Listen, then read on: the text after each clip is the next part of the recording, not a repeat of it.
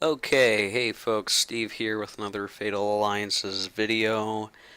Um, we are going to be looking at what is potentially the final main video in the Turn 1 playthrough series, in the instructional series, learning to play the game via watching me play through a single turn. In the last video, we handled the political phase, the peace phase that uh, addresses the conquering of countries or the liberation of countries, things like that, and the victory check, which went by pretty quick. Some of the things that came out of that as a benefit to the Central Powers are that with the conquering of North Rhodesia and Rhodesia, in particular Rhodesia, they get to nab the uh, territorial unit for Rhodesia here, which I'm going to grab. It says Rhodesia is the Rhodesian territorial. Well, because we've conquered Rhodesia as the Central Powers, that actually gets added to our force pool for territorials. So Germany could potentially build this khaki-colored counter and use it. You would need to use some sort of probably some extra token or counter or something or some label to make sure you don't forget that the Central Powers actually control that khaki-colored counter. But there you go. Belgium is conquered, and because the Belgian units were destroyed, and in the force pool when Belgium was conquered, they're actually removed from the game, and the one Belgian unit that was on the production circle is removed from the game as well. Had any Belgian units survived and were over here, maybe in France or something, when were outside the conquered country when it was conquered, then they could maybe conceivably continue fighting with Paris or other France as their home country, with France as their capital. But that's not the case. Belgium got crushed. So here we are now going into the really last part of the turn on our sequence of play, which is the political actions. It's a little bit cut off here because of the screenshot, but political actions. And so we'll try to run through this. Shouldn't take too long. If you want to reference the rules as we go, we're looking at section 15 of the rules, the politics section. And that section of the rules covers multiple things that aren't directly tied to this phase of the turn, but it's some of both, I guess. I might have reorganized that a little bit better if I were in charge of the rules, but hey, I'm not.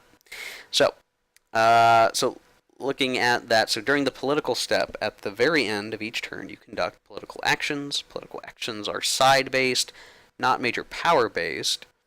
And so there are a single pool of political points. We know that because we've been tracking political points over here in the production circle view. And, we had gained a bunch of political points for capturing cities and major victories in combat. We did spend some of those political points on subversion. So back in the morale videos, if you haven't seen those, we did actually spend some political points performing subversion. I did talk through that a little bit. We did look at the political rules a little bit just for that purpose, because that action is done during the morale step and not the politics step. So just something to keep in mind. So now what we're going to be doing is at the start of this step, each side rolls a 2d10, two 10-sided dice.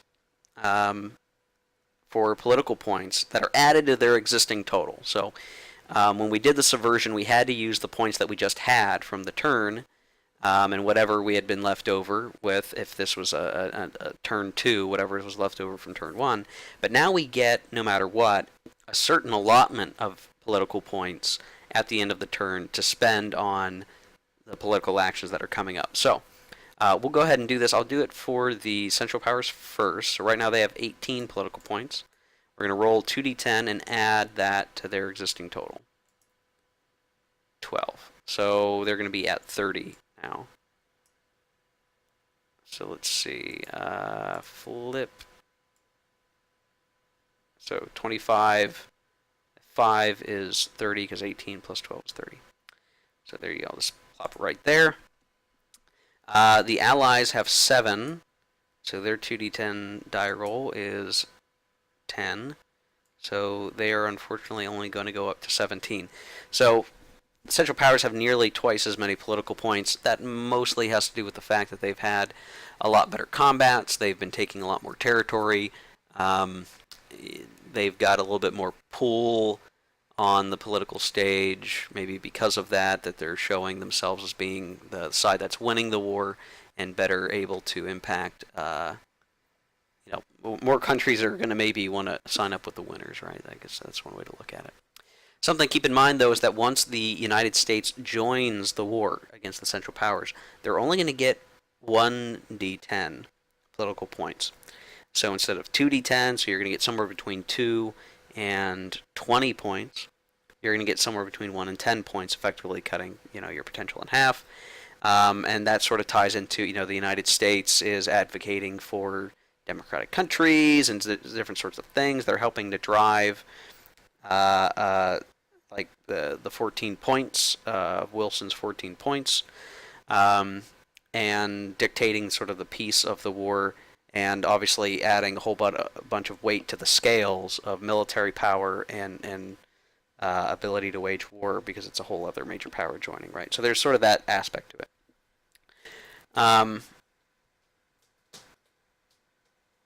The active major power with the most production that turn, before lending and bonuses, decides on how to spend the political points for their side. Now, obviously, I've been playing this by myself solitaire, so I'm making the choices no matter what. But if you're playing a game, a multiplayer game, where maybe one player is playing the Central Powers and another player is playing Russia and one player is playing all the other allies, that greater production is going to matter.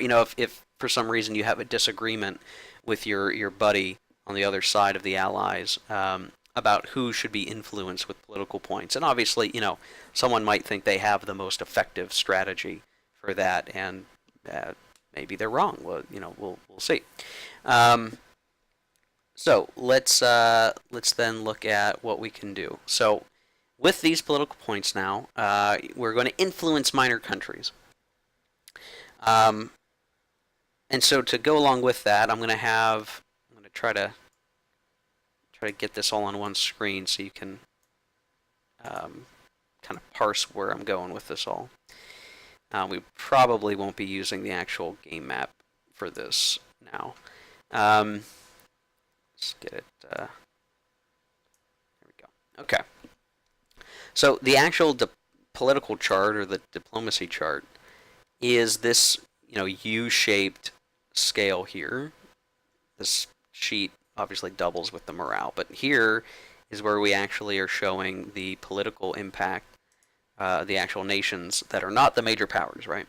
And some things are obvious, right? I mean, the powers that are central powers, the powers that are the allied powers, are obvious from the majors, but now the minors are tracked on here. Well, Serbia automatically goes into the allied side, and I don't even really know why there's even a chit here, because honestly, or even why they have numbers on the chit, and which I'll explain in a minute, but they're always going to go allied. Serbia has to be declared on by the Austro-Hungarians. The Belgians are automatically put in the allied side because we declared war on them as the central power, so they automatically go into this box. And then these 3 tokens are here because until they become separate nations, from the Commonwealth's morale being down so low, they're set to the side. But then every other minor power, every other country in the game is represented on the scale somewhere. And you can see the bunch are sitting in one particular place. That's just the +1 towards the allies. But then various other countries have different starting points. The Ottoman Empire now, after all the different political events that have happened up to this point, are very far along the track towards the Central Powers, with everyone else somewhere in the middle. And basically what this is that, they're going to shift up these levels, go from 1, 2, 3, 4, 5, 6, 7, and so on. And at different levels, different thresholds that are marked by these thick red lines, it's going to change the impact on the game map.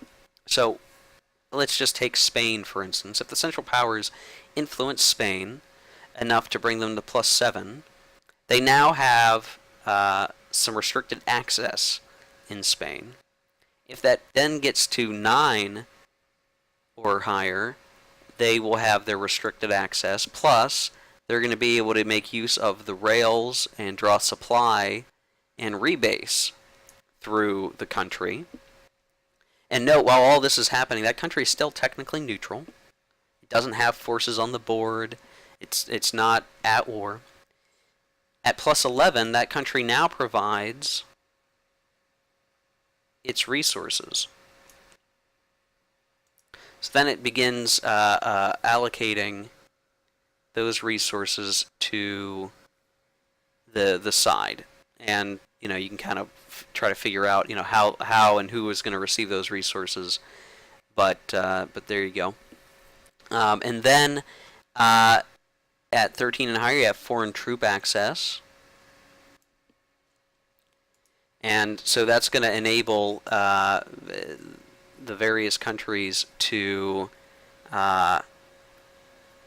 basically, you could position units in the country, right? Now, whether or not that's strategically valuable, who knows? But that you're very nearly on the cusp now.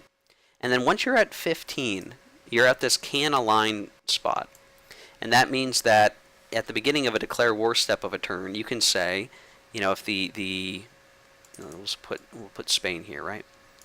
We say, well, now because Spain's in the +15 spot, I'm going to declare that Spain joins us. And so at the declare war step at the beginning of a turn, or at the beginning of an impulse, what have you, they're going to bring in Spain. Now Spain comes up into the box proper. It is now a central power ally, and we place all the units. It's at war, all that fun stuff. If we get this to +15, and the entirety of that next turn, we don't call Spain in, they're going to drift down. And that's in the rules now to avoid a gamey thing where you could have the Ottomans sitting here, and you're just waiting it out. You're not making them join the war yet. You're sort of milking them for their resources maybe, and that threat of having them join the war. But if you're going to sit at that sort of very hard tension point for too long, it's just gamey. It doesn't make sense, right? So you're either going to call them in, or they're going to drift down a little bit. So you have to get them back to this point. Nothing too major there. Okay, so let's say we're now at the point where we're going to start to influence these guys. We're going to start moving them along the way. So let me get set up on here.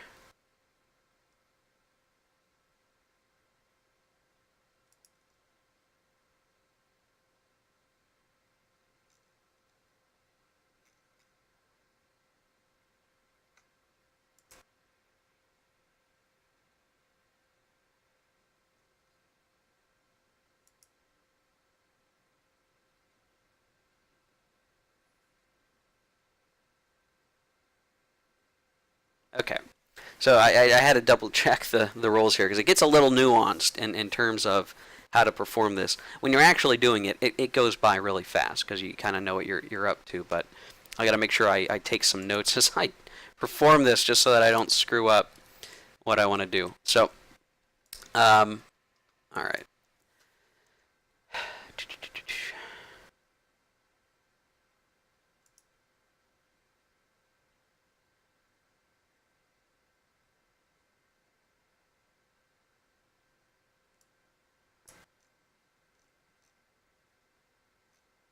Okay, so yeah, sorry, I'm having to double check because it's been a little while since I've done this. So, all right, so now we look at the actual counters, right? This is going to be good and important to know before you start rolling dice and doing different things.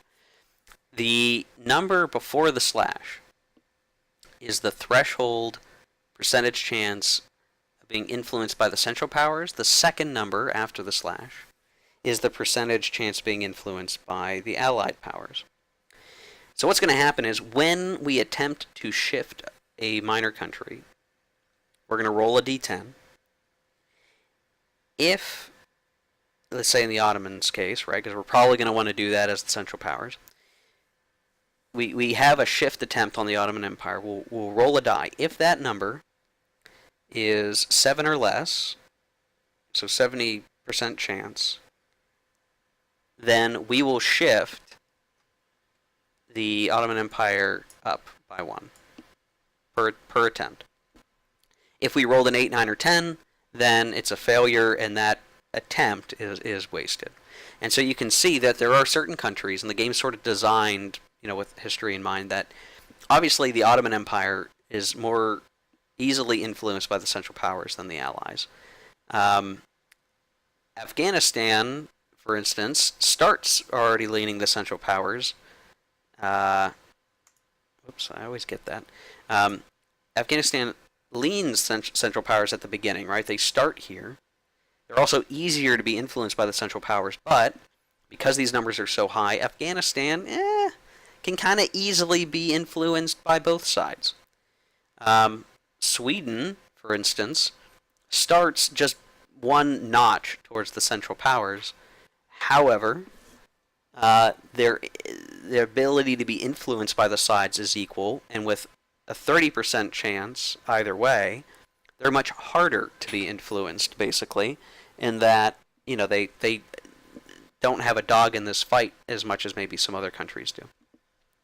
And you can kind of see it just sort of scales across the way, right? Now, one thing that's sort of special is that Italy starts off on the +3 side for the Allies, and yet also starts off at +3 for the Central Powers, and they, at least in the Vassal module, they're using the same token. In your physical game, you're going to use an Italy token for the Allies, and then I believe it's the morale marker for Italy on the Central Powers side, and you're going to track the status of Italy simultaneously without it being a tug of war. So normally, any other country, if the Allies succeed on Afghanistan, it's going to pull it down to 9 or 8 or 7 or 6 until it crosses into the positive for the Allies, and then on up the way, right? It's going to take a while. Or you could say, well, I'm going to influence Afghanistan just enough to bring them down out of, this status, whatever, right? But with Italy only goes up, and if there's a success for the Central Powers, then this is going to go up, say to +7. But if the Allies are successful, then that maybe goes up to +9, and these things are going to be in place until somebody reaches the threshold and gets Italy to join their side. That's basically one of the special rules for Italy.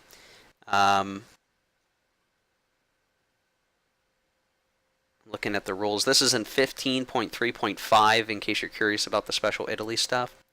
Either side with their Italian influence in the +15 box may join Italy on their side. Prior to Italian entry, neither side may gain any other political benefit. So you don't actually get restricted access or rail or supply in Italy until they join your side. So all these Italy markers are doing is just the race to see who can get them up to 15 and activated first. The race for Italy is going to be something that, when it comes to spending these influence points, these political points, is going to be a strategy in both players' mind, right? If you really want Italy, you got to start fighting for it, or maybe if neither side is really focusing influence points on Italy, then it's still up for grabs for a while, or the Central Powers might totally abandon Italy and say, I don't care, I assume you're going to get Italy, and I don't want to have my objective hex requirement to be increased for having Italy on my side, and they just forget about it. It's a strategic choice, right? Which is good. You want good choices. So now and I'm having to get a notepad open for this so that we can keep track of this. Each side is going to secretly buy shift attempts in each minor country that they want to do. We'll then compare this to how many shift attempts the other side purchased. Okay? Only the side with more total shift may attempt them. So, you know what? It's sort of like a bidding affair, right? You want to get enough shifts so that you get to do the rolling. Because if you don't, all those purchase shifts are wasted. If you end up with both sides having the same number of shift attempts, both sides roll for the shifts, and then obviously, you know, the successes and the failures will sort of either even out, or someone will have rolled better, or whatever.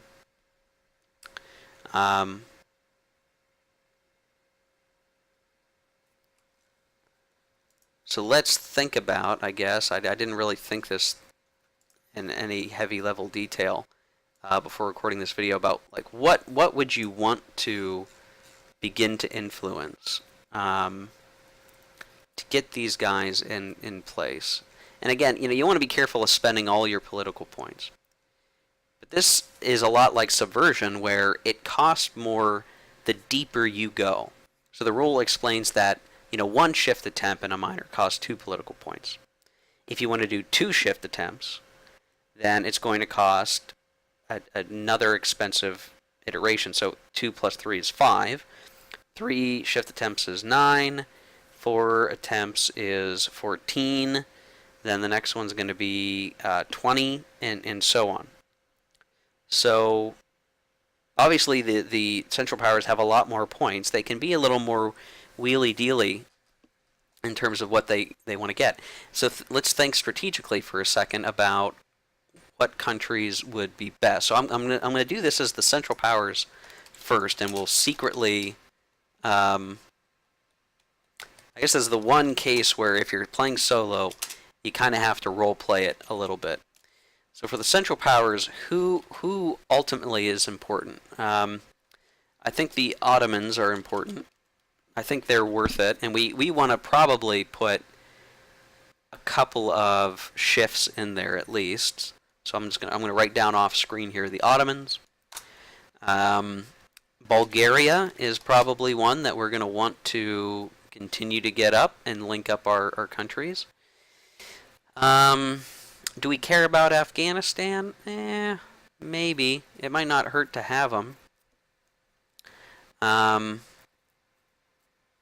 Only problem is Persia's in the way. So Persia might be one.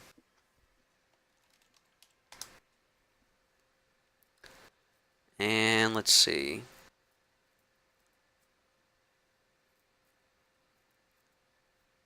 Mexico might not be bad.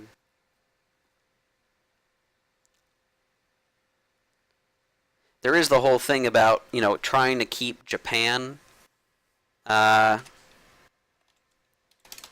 heading towards the Central Powers, because again, for Japan, if the Allies get Japan to join the war as a proper ally, then the Central Powers get no victory points.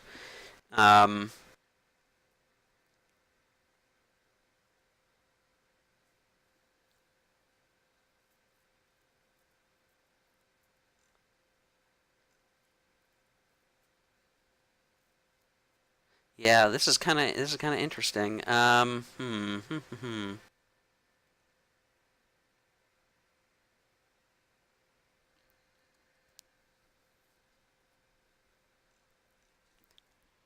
Sorry, I'm just thinking. I'm thinking through the implications. Hmm.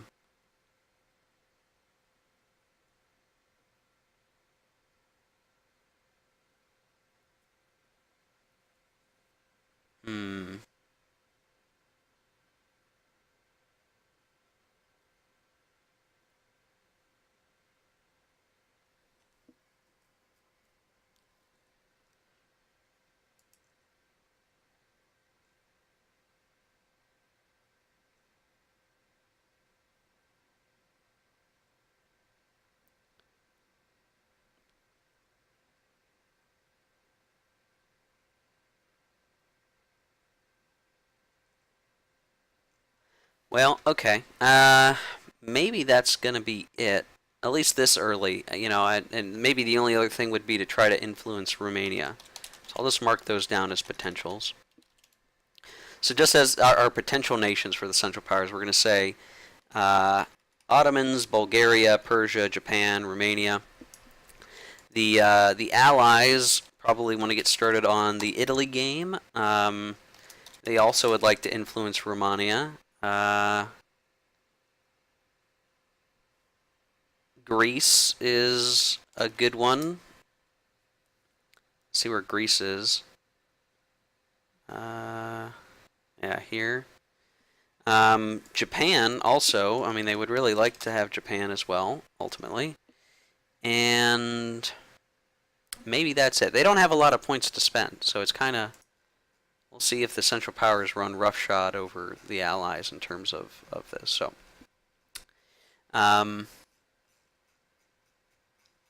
okay. So how many shifts per, right? Well, the Central Powers could conceivably lose some status with the Ottomans because the Allies are going to invest points in the Ottomans. Let's just say the Central Powers are going to guess not, right? Now they only need 2 more shifts to put them into callable ally. So they're going to buy 2 shifts. So that's going to be 5 points spent for 2 shifts. Bulgaria, will also spend 5 for 2 shifts. Persia,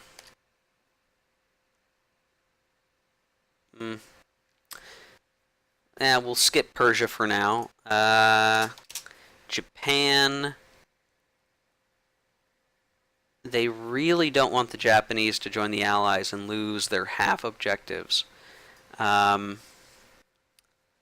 how much do we spend on Japan?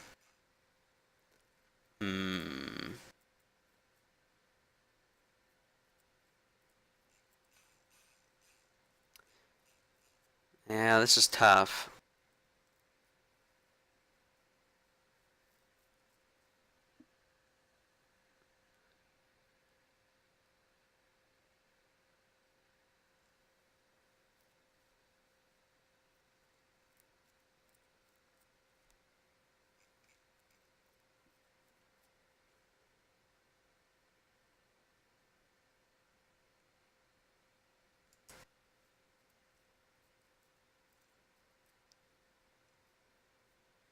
I'm looking at the Japanese rules just to validate, how valuable is it to the Allies to really do it.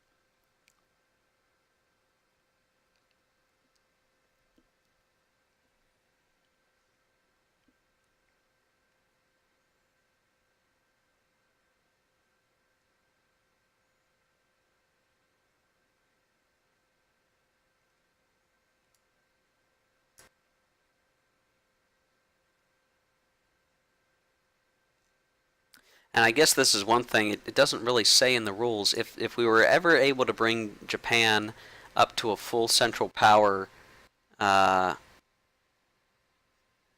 a full member of the Central Powers, would we get the full count of objective hexes? And I would think we would, but the rules I don't think actually say that. I might have to ask the question online and try to get an answer to that one. But for now, I would assume maybe they would. So Japan's kind of important, and honestly, I think it's worth taking a shot at it.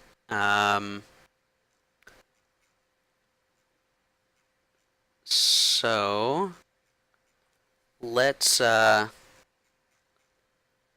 do 4 shift attempts. So that's going to be 14 points. Whoops, not Persia, Japan. 4 shift attempts, 4 shifts. And that would leave us with, we would be at 19 political points being spent there. No, it'd be 24 political points. We'd have 6 left. Hmm.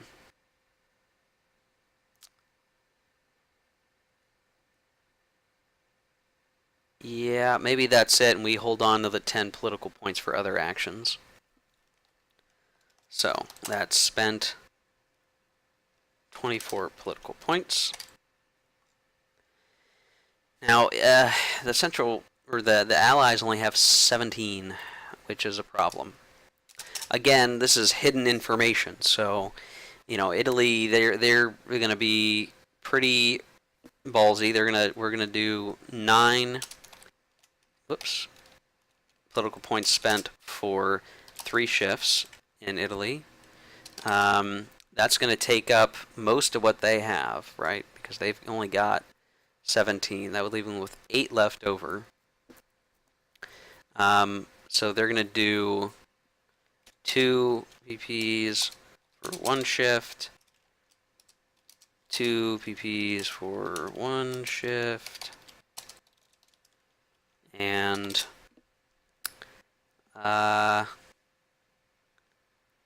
they don't know that the Central Powers have spent points for Japan, so they're going to spend, let's see, I only got 4 left, so they'll do 2 PPs for 1 shift, and they spent a grand total of 15 PPs. Okay. So now we're going to simultaneously reveal the number of shift attempts they are attempting to buy.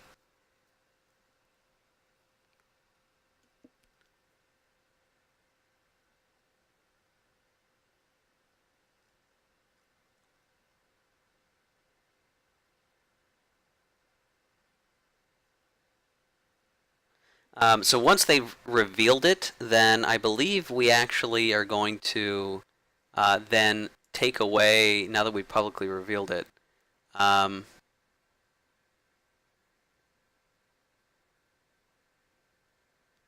so if we spend the 24 political points for the Central Powers, that's going to bring us to 6. And if we spent 15 political points as the Allies, that's going to bring us down to 2. So now those points are spent. This is going to be regardless of the shifts that are actually going to happen, right? And now each side is going to roll a die and consult the political chart to determine which countries they earn a bonus 3 shifts. So this is sort of like a serendipitous thing where there's this chart up here where each side is going to roll a die, and we're going to get 3 free shifts in here. If we've already purchased shifts, then these bonus shifts will add, shift attempts, are added to what we bought. So we will we'll roll for the Central Powers here, and I don't think I actually need this anymore, so we spent our political points. I'll go ahead and exit here. So rolling for the Central Powers, we rolled a 2. So in addition, Central Powers are going to get 3 shifts in Afghanistan, 3 shifts in China, 3 shifts in Colombia,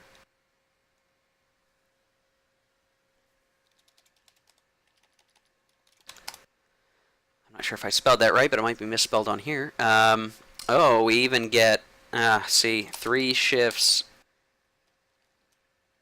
Ottoman Empire. So now, it's turning out that we wasted 5 political points. So now we're going to have a bunch of shifts. Again, shift attempt. So I guess this is still good, because we could still roll and fail. So we're going to have, I'll just put it up here.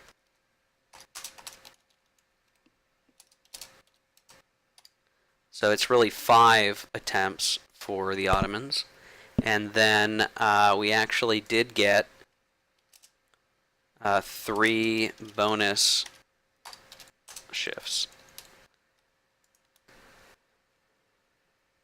Or I guess I could just put that as 3 shifts. Romania down here. Sorry, these are just scratch notes, guys, so I apologize. So it's, the final counts for everything are 5 shifts for the Ottomans, 2 shifts in Bulgaria, 4 shifts in Japan, and then 3 in these other countries for the Central Powers. So now we'll do the Allied roll. So Allies will roll a 4, and a 4 is going to give them 3 in Brazil, 3 in Central America, 3 in Chile, 3 in Mexico, 3 in Persia. So now it might have bit us for the Central Powers that they didn't spend anything in Persia, because now the Allies are going to get some. And now 3 in Romania.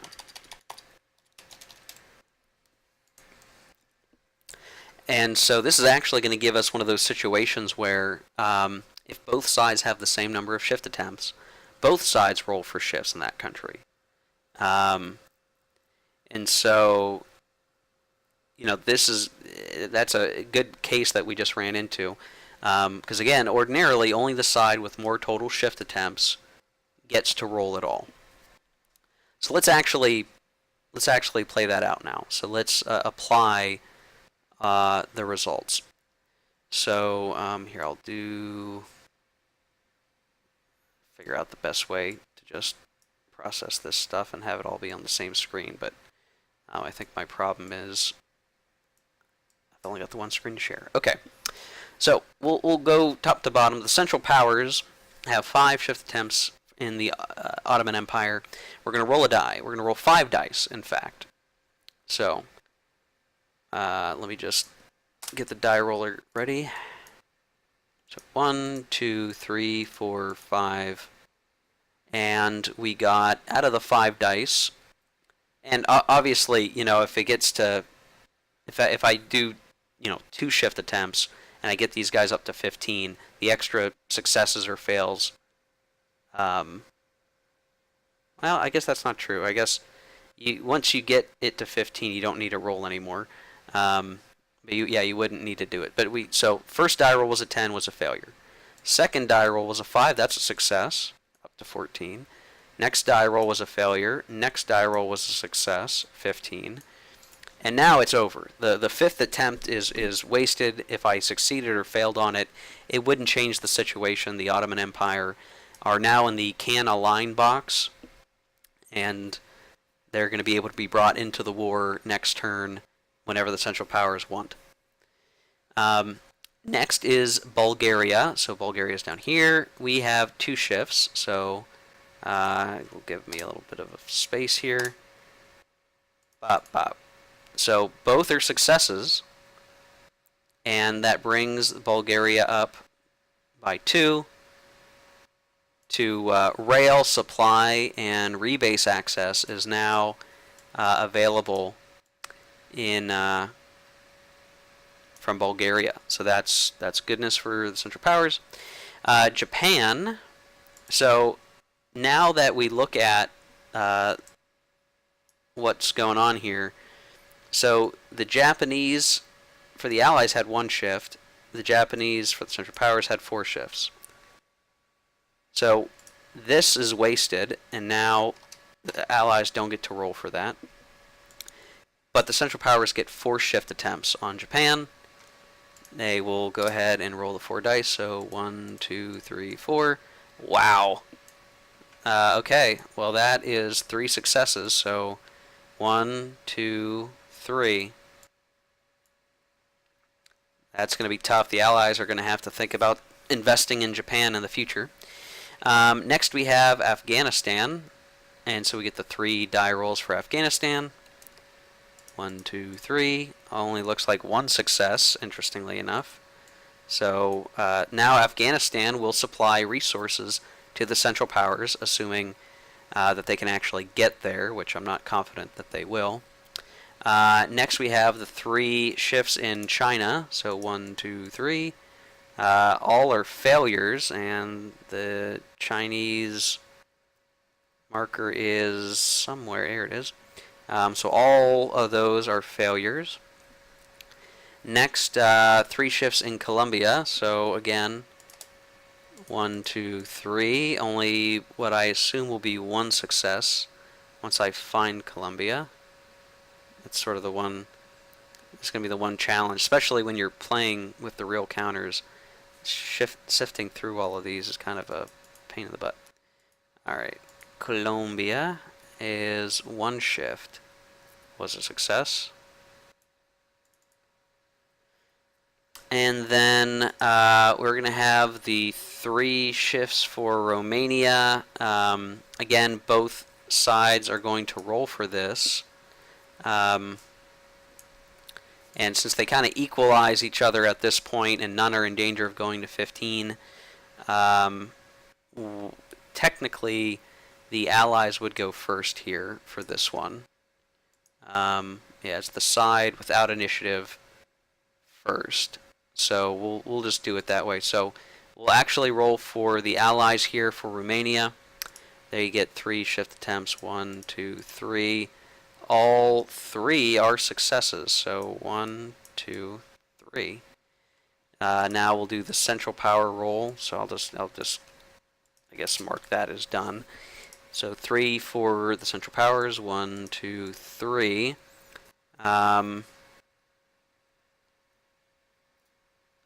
And that is also really 3 successes, yeah. Okay, 1, 2, 3. So the Romanians are not going anywhere. Okay, so that's it for the Central Powers. They're all done. Now we'll look at the Allies. So 3 shifts for Italy. And unfortunately, the Allies only got 1 successful. Which is surprising, but bad roll, such is life. Oh no, oh no, oh no, okay. I screwed up, and it's a good thing I caught it. The Allies don't get, or the Central Powers should not have gotten a Romanian roll at all, and only the Allies should have gotten one, so 1, 2, 3, and they actually get the one that they spent points for. Dang it. And so they'll get 1 more die roll. So let's see what happens. And it's another success. So it's actually, you know, basically the Romanian shifts that came out by the die roll for the Central Powers ended up being worthless because the Romanians, the Allies spent enough for 1 shift plus their 3 bonus. So no good there. Greeks, 1 shift. So we'll do the 1 die roll here. 8 is not enough, so that's a failure. Now we have Brazil. So Brazil, 3 attempts. 1, 2, 3.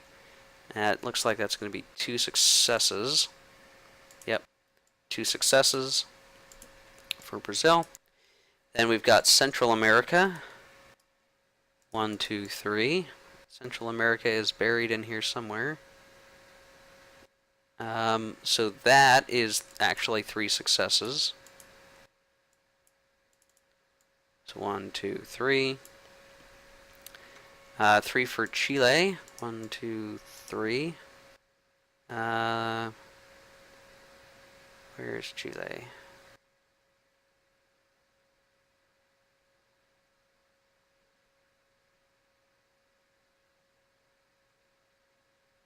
Oh, it's right here this whole time. Huh. Alright, those are failures. Now we've got Mexico. 1, 2, 3. Those are pretty good die rolls. And that's 2 successes for the Allies there. Then we've got 3 in Persia. 1, 2, 3. Pretty certain that those are all going to be failures. Where's Persia? Persia. Oh, no, 1 success.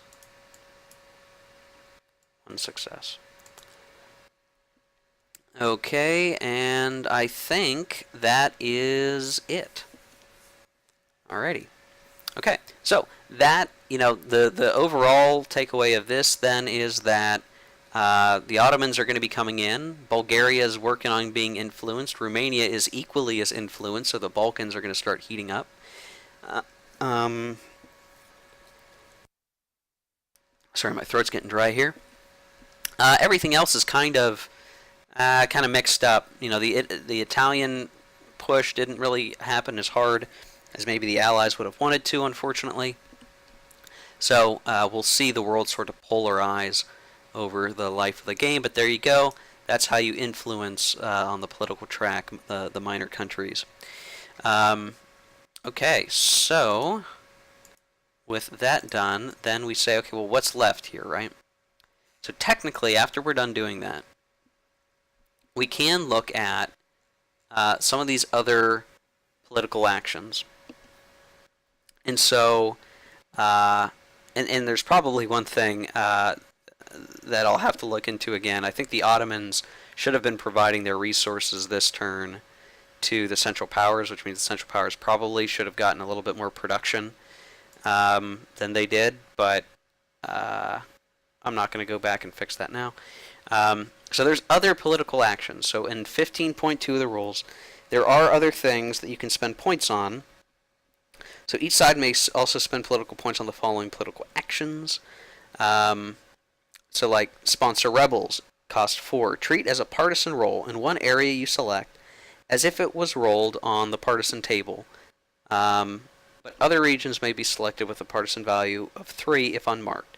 So each side may only select this option once per turn after influencing minors in reverse initiative order. So it's sort of an open question. It's not really in the sequence of the rules about like how exactly you're supposed to do this. But then, so the Allies don't have initiative.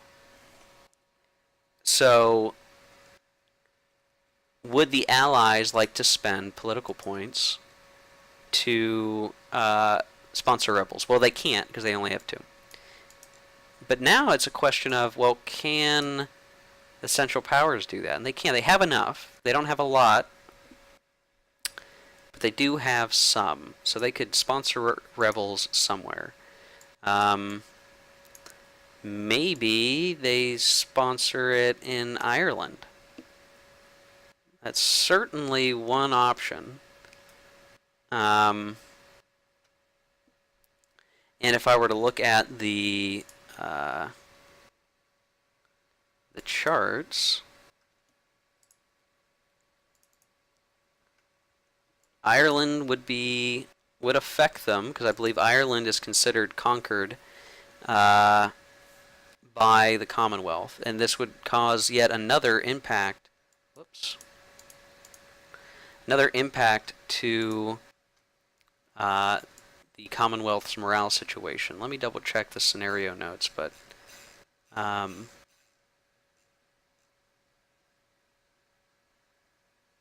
Ireland is conquered. Okay, so just for fun, let's say that we will sponsor rebels in Ireland. So we're going to spend 4 points, bring us down to 2 political points.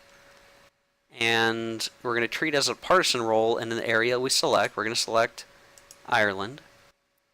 And so now there's going to be a die roll. So if the die roll is 6 or less, we're going to place a partisan here.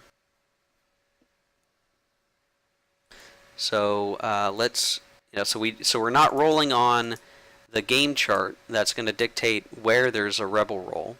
We're past that. We're saying, no, a partisan roll is going to happen in Ireland, and we're going to roll against that number. So we roll, and it fails, unfortunately. It did not roll the needed to place a partisan in what probably would have been Dublin, so we tried. Other political actions that you can take is placate rebels. So you can remove one partisan from anywhere on the map. It is more expensive. It costs 8 political points to do that. Obviously, none of the sides have the political points to do this now. But what could happen is the you could pay to get rid of partisans. The Central Powers didn't have enough to spend to get rid of this partisan, and neither did the Allies to get rid of this partisan. So it just wasn't going to happen. But that's how you can work on getting rid of partisans, is by placating rebels by spending 8 political points. The rules then cover subversion, which we do during the morale step. There's spies, so you would spend 2 political points to reduce the other side's saved political points by 10%, which isn't really worth doing, because 10% of 2 is it's just not useful.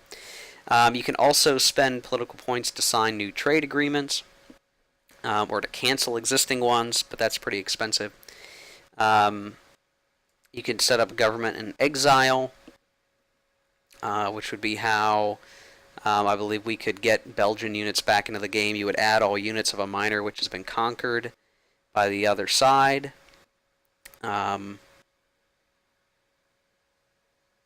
So yeah, that's basically, had the Allies saved a few more points, they could have set up a Belgian government in exile in France, and then get the Belgian units back into their force pool. And then you can get military advisors for spending 10. This allows Germany and the Ottoman Empire, or Germany and a Central Powers Italy, to cooperate. So the Central Powers may look at doing that at some point down the road to work better with the Ottomans.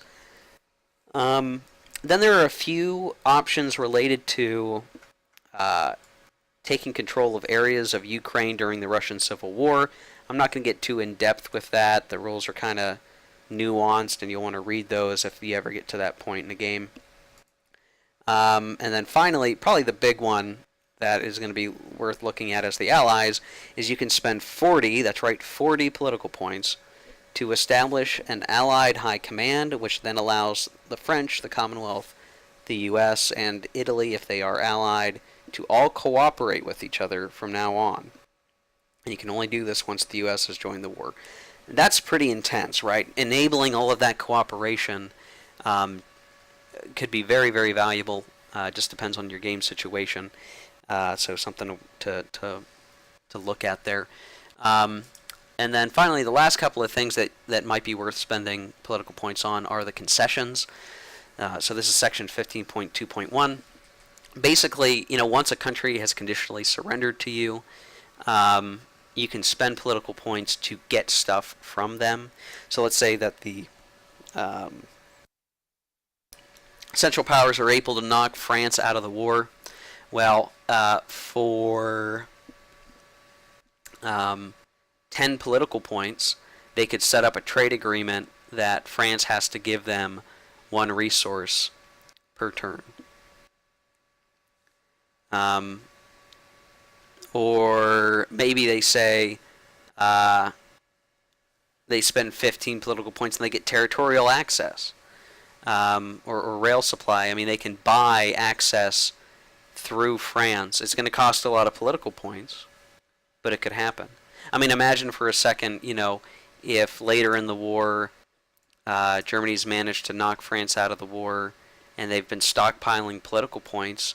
They could get the rail and supply and rebase access. They could then get territorial access, which means German units can then just be in France. And then, they're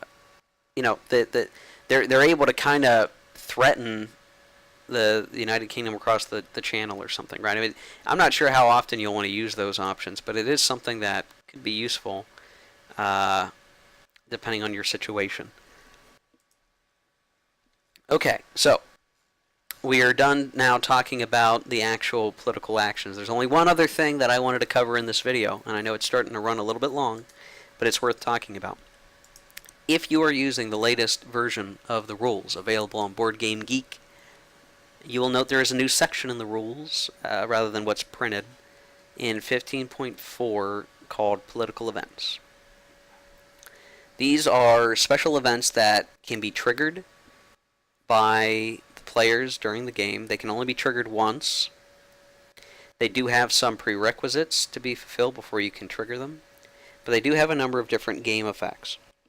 Now, I'm not going to go through each and every one of them in this video, but take a read and take some time and take some time and read some of those because they're pretty interesting. Now, a lot of them have certain year date requirements, so you're not going to be getting to use a lot of these political points early in the game. But so the very first one is the Zimmerman telegram. So after the U.S. has played a certain entry option, but before it's at war, either Germany or the U.S. can trigger this event. And if it's triggered, you roll a die, and it's going to potentially move Mexico several spaces toward the Central Powers. But the adverse effect of that is that it's likely going to put more entry chits in the U.S. pool and bring them to war faster. And this is sort of representing the telegram that was intercepted, where the Central Powers were basically trying to get Mexico to declare war on the United States, right? There's something in here for the sinking of the Lusitania, Germany sending Lenin to Russia, which obviously has the effect of causing greater morale stress on Russia. But again, it's going to potentially bring the United States in faster. Woodrow Wilson's 14 points. That's going to impact partisan values in countries. There's going to be a few things related to the Ottoman Empire in calling for a jihad, and the Senussi uprising in Libya. Lawrence of Arabia's in there. The Czech Legion's in there. There's just some interesting stuff in there that you're going to want to pay attention to, and just know that you want to give them a read over, you want to check the prerequisites, and when the time's right, you may want to trigger those to take the appropriate action. And the triggering does not have to happen at the end of the turn. The event will tell you when it can be triggered, and you want to keep that in mind. And I can't really explain those things in the middle of a turn, right? I want to talk about them now because they're political in nature. But again, when the conditions are right, you just declare, hey, I'm calling for a jihad, or I'm declaring that Lawrence of Arabia is entering the fray, and you follow those steps and perform those actions. I think they're a really cool addition to the game from the original printing. They add more flavor, a little bit more decision making, and cool stuff that can happen in the game, and it's all good from there. So before I close out this main series of first turn playthrough, because this is technically now officially the end of the turn, a couple of things I would point out just for the beginning of the next turn. So when we played this first turn, we played the true turn one of the 1914 scenario.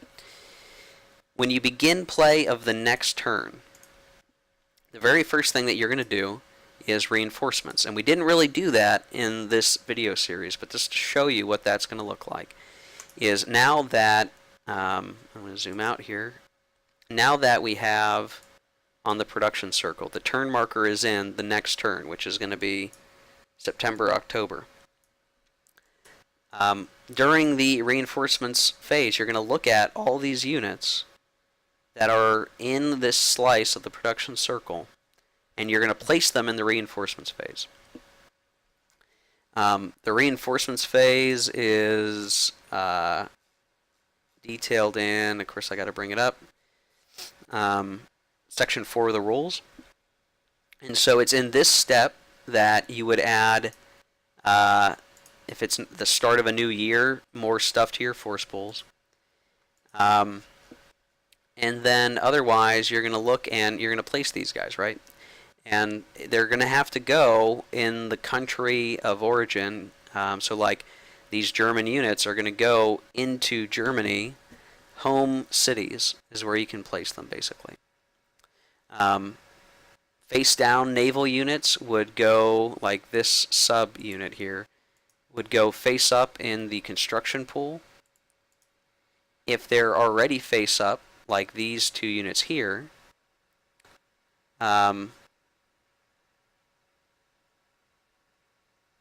these two units have to go into a port that you control in the unit's home country. In this case, it's going to go into a British port somewhere. Otherwise, things like the militia are going to go in the city that they're supposed to be in, so Lyon and Marseille. And then, again, otherwise, you're going to be looking to put these units in the cities of your home country.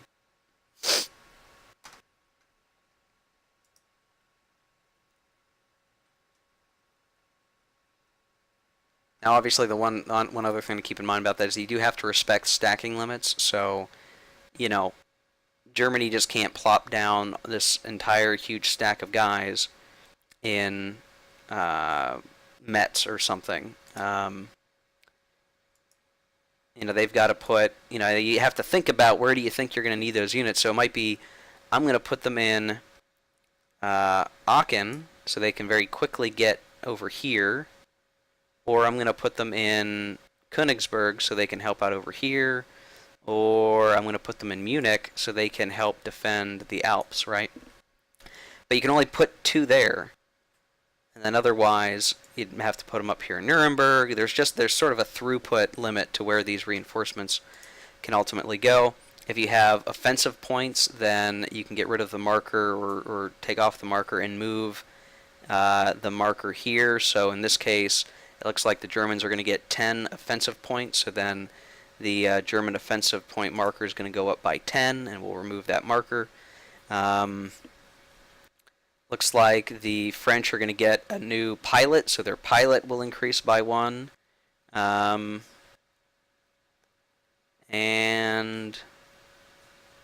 French are going to get 10 offensive points, so we'd put the 10 up there. I'm not doing it because I'm not going to be playing the next turn, at least not right now. But that's basically how you would do those reinforcements. So check those rules, validate. Just know that you're going to have the stacking limit. So 2 corps in a division can drop in a home country city where you're going to put those guys, and then yeah, I think that's it. So. Again, just as a regular call out that I've made in other videos, truly a turn, the first turn of a game like this should not take 20, 30 hours or anything like it's taken me to record all these videos. I've had to make all the decisions for these countries by myself. I've had to explain what I'm doing and why I'm doing it along the way and talk, sort of commentary on the rules. In reality, if you're playing this game, whether in person or on Vassal, the game's going to go quicker. You're not going to be making the decisions for both sides, probably, unless you're playing solo like I have been.